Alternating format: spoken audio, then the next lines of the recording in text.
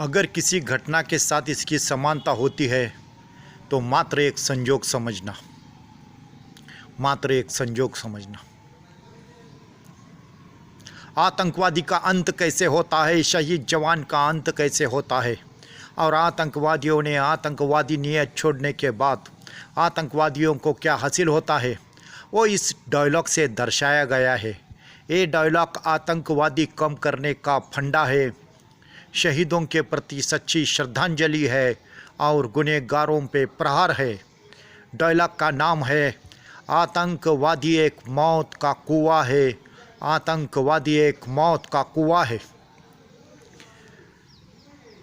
आतंकवादी एक मौत का कुआं है जो खुद के भी मौत के जिम्मेदार है और दूसरों के भी मौत के जिम्मेदार है। जो आतंक बढ़ाते हैं, जो आतंक मचाते हैं और जो सदा आतंकित रहते हैं, उसे आतंकवादी कहते हैं। आतंकवादी के नसीब में बीवी का प्यार कम रहता है, बहना का दुल्हार कम रहता है, बच्चे की पुकार कम रहती है और माँ बाप के संस्कार कम रहते हैं। आतंकवादी रंगे हाथ अगर पब्लिक को लग गया तो पहला पब्लिक पीटता है, बाद में पुलिस पीटता है, बाद में कानून पीटता है, बाद में वो अपने आप को चार दीवारी के अंदर पीटता रहता है, पीटता रहता है, पीटता रहता है, पीटता रहता है, जेल में सड़ता रहता है, सड़ता रहता है। उसे आतंकवादी कहते हैं।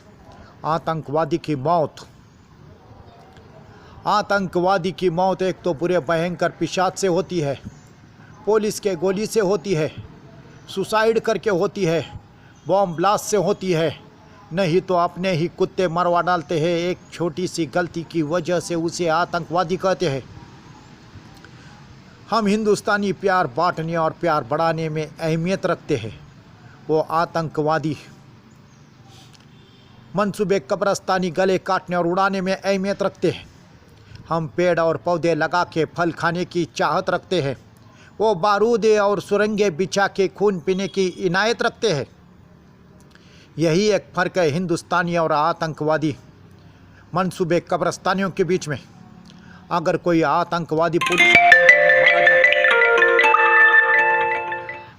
आतंकवादी पुलिस इनकाउंटर में मारा जाता है तो उसके शरीर पे पत्थर और जूते पड़ते हैं, उसको मेडल मिलता है, उसको मेडल मिलता है मक्कारी का, उसको मेडल मिलता है गद्दारी का, उसको मेडल मिलता है भ्रष्टाचारी का, उसको मेडल मिलता है देशद्रोही का।